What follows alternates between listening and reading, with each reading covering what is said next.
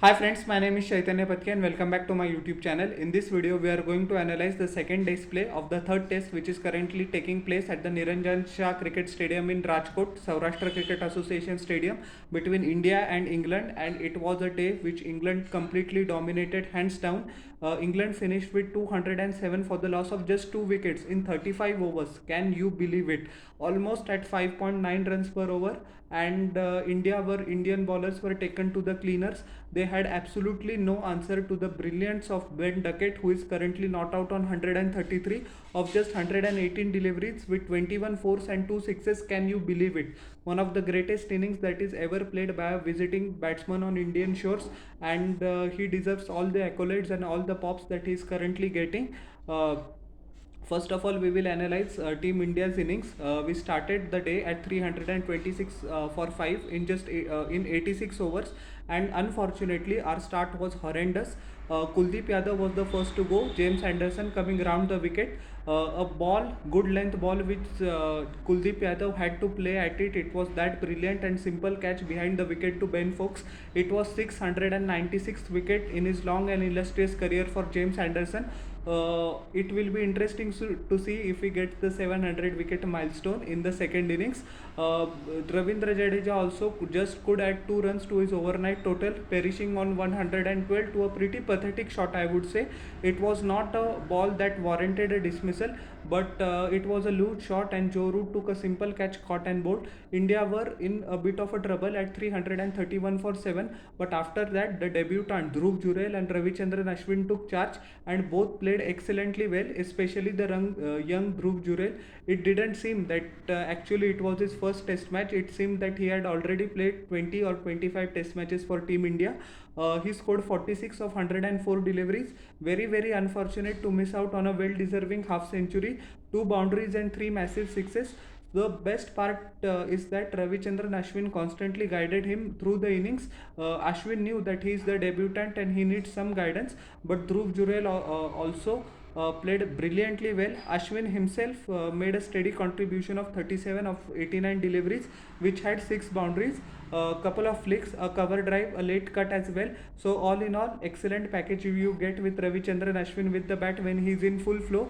And this partnership really steadied the ship, because if these two didn't have a good partnership, India would have folded out even before 370 365, which would have been disastrous given the fact that yesterday we were 326. So good batting by Dhruv Jurel particularly. He actually respected the deliveries which were to be respected from James Anderson as well as Mark Wood.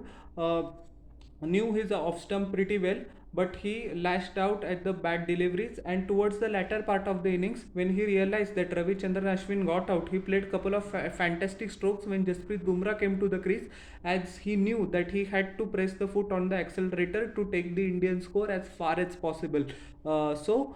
He actually perished from the bowling of Rehan Ahmed, with Ben Fox taking a catch. It actually, he tried to late cut the ball, but that didn't come off.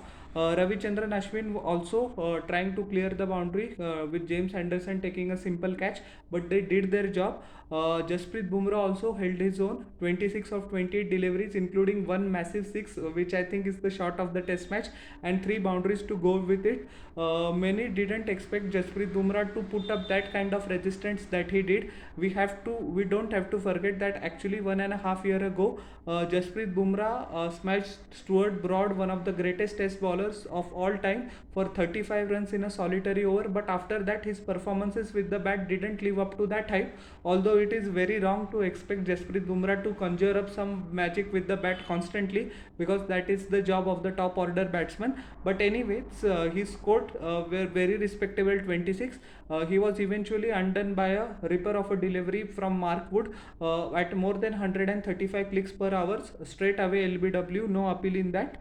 Mohammad Siraj actually good gave good support to Jasprit Bumrah, 3 of 21 deliveries, he was not out. India finished with 445 all out in 130.5 overs. 9 extras were considered by the English bowlers. James Anderson in 25 overs, 7 maidens, 61 runs. He took the solitary wicket of Kuldeep Yadav. Mark Wood bowled excellently well today, but his figures were spoilt because of the onslaught from Dhruv Jurel, Ravichandran Ashwin, and Jasprit Bumrah to some extent. But it was a respectable figure: 27.5 overs, 2 maidens, 114 runs, and 4 wickets. Tom Hartley did a good containing job today: 40 overs, 7 maiden, 109 runs, 1 wicket.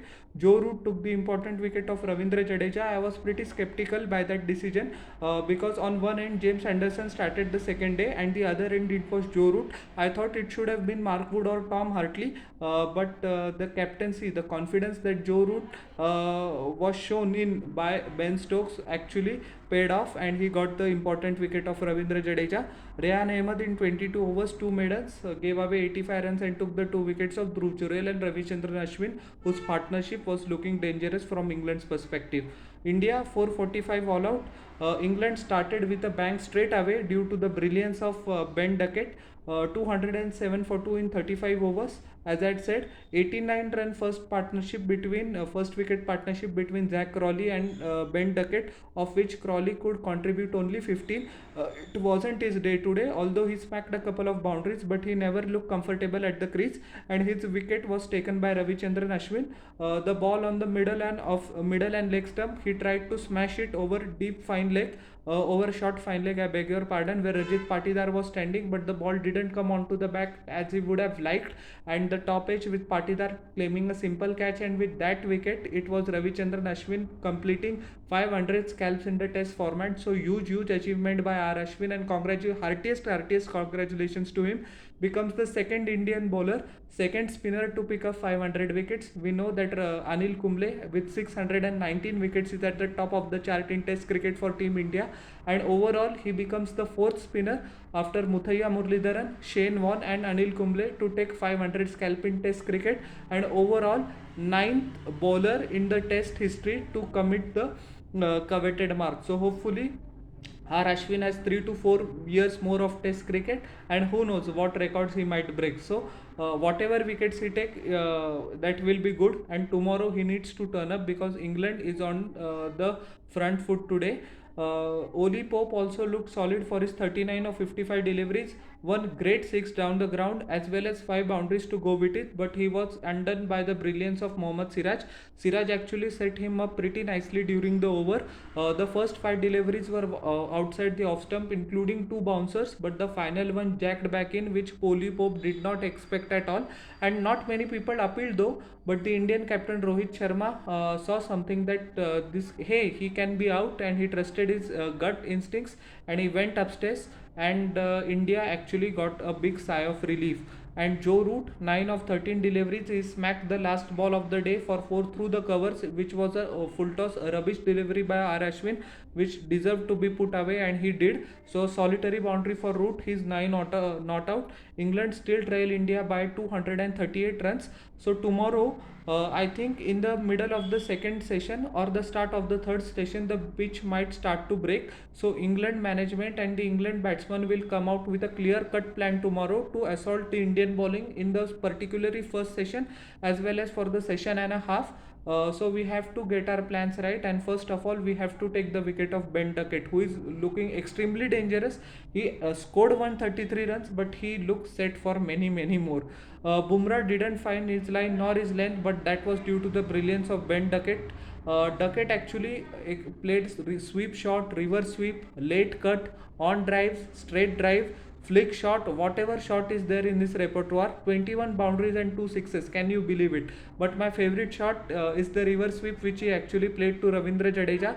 That is exceptional and very good, and I'm actually very happy for Ben Duckett. I had mentioned in my previous videos as well that he's not performing up to his potential. He's getting the starts but not converting his starts into the big scores, but he did exactly that this innings. Many years ago actually, Ben Duckett toured with the English side in 2016, but in 2017 an off-field incident threatened to derail his entire career, where in a bar when he was a part of the 2017 English side, which went into the Ashes and lost the Ashes 4-0, I think. Yes, they lost the Ashes 4-0. He actually poured a drink over under the influence over James Anderson. He had to face disciplinary inquiries from the English Cricket Board, and it looked that his career is all but over. But he went back to the drawing board, scored heavily in the county cricket as well as for England Lions. And when Brendan McCallum took over the head coach of the English cricket team, he actually dialed up Ben Tuckett and said that you are going to be my opener. That gave him a world of confidence, and since then there has been no looking back for Ben Tuckett. Many experts in England were suggesting that despite giving numerous chances, Ben Tuckett is not converting his starts nor showing his true potential. So it's time to look beyond Ben Tuckett. There were some murmurs or whispers, but Ben Duckett silenced all his critics today with his brilliant innings, and hopefully, from England's perspective, there is more to come tomorrow. Bumrah in 8 overs gave away 34 runs. Siraj, although he took the wicket of Oli Pope, but he was also pretty expensive. But we have to acknowledge the brilliance of Ben Duckett instead of criticizing the Indian bowlers, because it is actually currently once in a lifetime innings. I'm mentioning it again. I don't know how long he can sustain it more.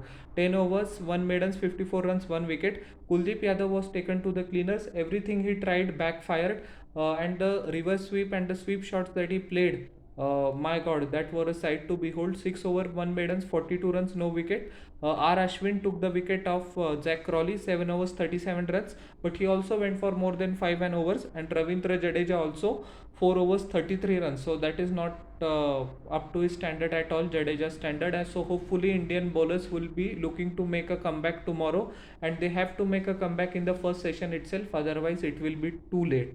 So England on top after day 2, and hopefully we will come back tomorrow. So how did you like my analysis of the second day's play? Please tell me in the comment section below, and don't forget to like, share and subscribe to my channel, and press the bell icon for further notifications. We'll meet in the next video. Till then everyone, bye.